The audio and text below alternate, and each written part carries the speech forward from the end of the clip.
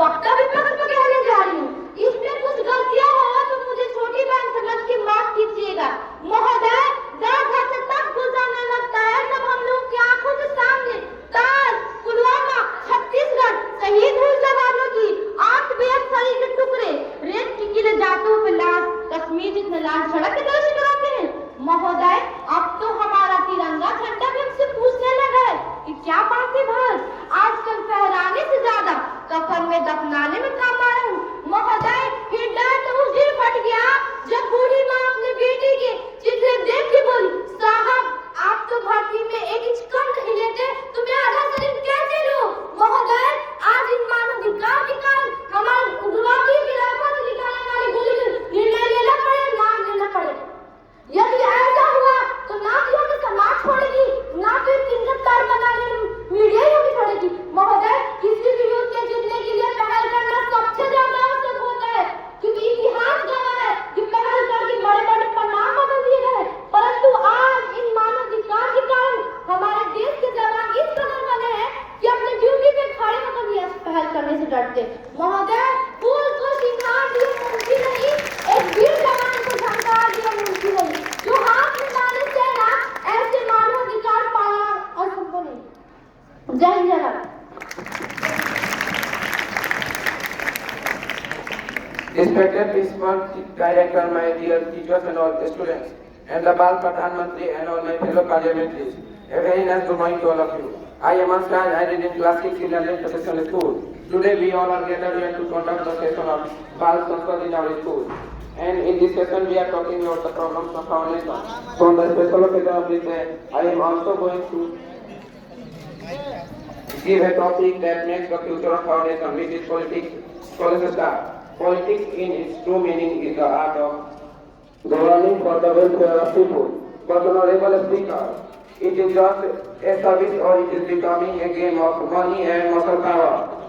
The problems like deep-rooted corruption, using money and muscle power in politics, the caste-based voting and criminalization in politics are making it hollow, and politics can be a powerful tool for all of us. Let us not complain, let us work together and grow our nation.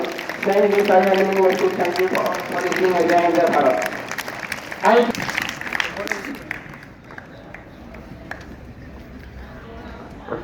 आदरणीय महोदय, सम्मानित शिक्षकगण और मेरे प्यारे साथियों, आप सभी को मेरा सादर नमस्कार। मैं हानि कुमारी वर्ग 8वीं की छात्रा हूँ। महोदय, कहते हैं शब्दों में इतनी ताकत होती है कि सोच बदल सकते हैं, और मैं आज इसी शक्ति के साथ आप सभी के सामने ग्रामीण क्षेत्रों में चिकित्सालय की सुविधा के बारे में बात करने जा रही हूँ। मेरा विषय है ग्रामीण क्षेत्रों में चिकित्सालय की कमी, समस्या और समाधान। महोदय, मैं आपसे पूछती हूँ, ना दवा पास ना डॉक्टर साहब, कैसे सुरक्षित रहेगा हर गांव का प्राण। ग्रामीण क्षेत्रों में चिकित्सालय की बहुत कमी है, जिसके कारण लोगों को बहुत कष्ट झेलने पड़ते हैं। माइक थोड़ा ऊपर उतना नहीं है।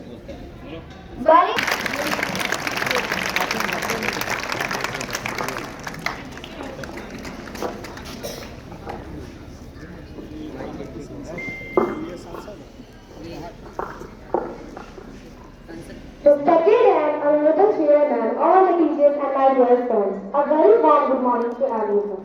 This is Alia, student class 8, and today I will discuss about the participation of youth in politics. So, youth are the backbone of our nation. In India, a very large percentage of the population is under 35 years, and their active participation is very essential for the India, because they are very perspective and this makes the India's democracy. And young people bring the new and perspective ideas, and they also create the creative solutions. These are things, and they are more open to the modern technology, and this has the government decision-making system. And it ensures the global turnout. अपनी बातों को लोकसभा अध्यक्ष के सामने प्रस्तुत करेंगे।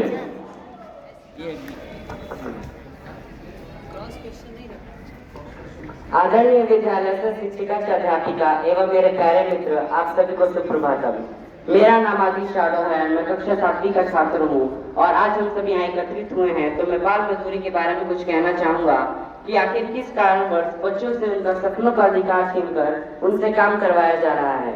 बाल मजदूरी तथा शोषण की निरंतर मौजूदगी से अर्थव्यवस्था खराब होता है और इन पर बच्चों पर गंभीर समस्या होती है। तो माननीय अध्यक्ष महोदय, मेरा आपसे एक ही प्रश्न पूछना चाहूँगा, क्या हमारे आज भी भारत में सामाजिक समस्याएं होती हैं? अगर होती भी हैं तो क्या हम बाल मजदूरी को रोक सकते हैं? जवाब है नहीं। जवाब है नहीं, क्योंकि इस देश में, इस भारत में शिक्षा के कमी के कारण बच्चों को ठीक से शिक्षा नहीं मिलती है और उन्हें एक ऐसा जीवन जीने के लिए मजबूर किया जाता है जो उनके लिए नहीं है। बाल मजदूरी के बारे में मैं कुछ कहना चाहूँगा। बाल मजदूरी की गलियों में बच्चों का बचपन खो जाता है। बाल मजदूरी की गलियों में बच्चों का बचपन खो जाता है, शिक्षा का दीपक बुझ जाता है, भविष्य का रास्ता छूट जाता है। गांधी जी ने कहा था, बच्चों को मजदूरी में नहीं शिक्षा में निवेश करना चाहिए और उनका पूरा करने का संकल्प ले और एक बेहतर भविष्य की ओर बढ़े। अपने आप पर विश्वास रखें और अपने लक्ष्य को पूरा करें। अब मैं अंतिम लाइन यही कहना चाहूंगा, बच्चों के जीवन में खुशियां भरनी चाहिए, उल्लंघन का सम्मान नहीं। बच्चों के जीवन में खुशियां भरनी चाहिए, उल्लंघन का सम्मान नहीं। उनके भविष्य का निर्माण होना चाहिए, अंधकार का नाम नहीं। धन्यवाद। Thank you very much. आप सब देख रहे हैं कि हमारे विद्यालय आइडियल इंटरनेट है, आएंगी अपने बातों को लोकसभा के सामने प्रस्तुत करेंगे।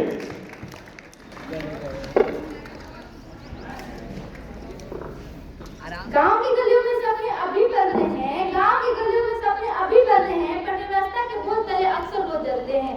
मेहनत की रोटी भी यहाँ मुश्किल से मिलती है, मेहनत की रोटी जनाब यहाँ मुश्किल से मिलती है। कब आएगी सुबह में ये धरती पूछती है। आदरणीय अध्यक्ष महोदय और मेरे प्यारे साथियों, सबको सादर प्रणाम। 2047 में जब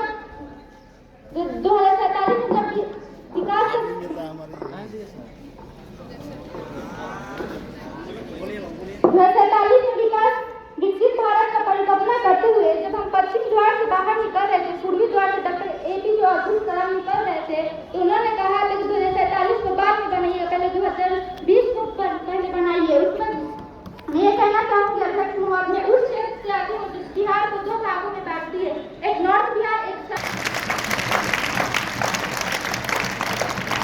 अध्यक्ष महोदय। मैं दूसरी बात कहना चाहूँगी, कोसी के सांसद ने तो कह दिया कि ये ड्रेस कोड होना चाहिए, इसमें उधर में बाढ़ है, दक्षिण में सुखाड़ है और जो बचा यही तो बिहार है। अध्यक्ष महोदय, मैं तीसरी बात कहना चाहूँगी, आपने तो राम जी को अयोध्या में जाकर स्थापित कर दिया, उनका ससुराल मिथिला को भी थोड़ा ध्यान दीजिए, उनका कोई समाधान कीजिए। माँ सीता कब अपनी परीक्षा देंगे, उनके पुत्र कब अपनी परीक्षा देते रहेंगे, मिथिला का कोई ध्यान दीजिए। अध्यक्ष महोदय, मैं अपनी चौथी बात पे आना चाहूँगी कि बाढ़ का पानी हमारे बिहार से लगे बंगाल चला जाता है, जो हमारे पास रोजी रोटी रहती है वो भी छिन जाती है। माननीय अध्यक्ष, मैं ये कहना चाहूँगी कि युवा की पत्नी उनसे कहती है कि लागा लागा सजन ढका कलकत्ता चल जाए।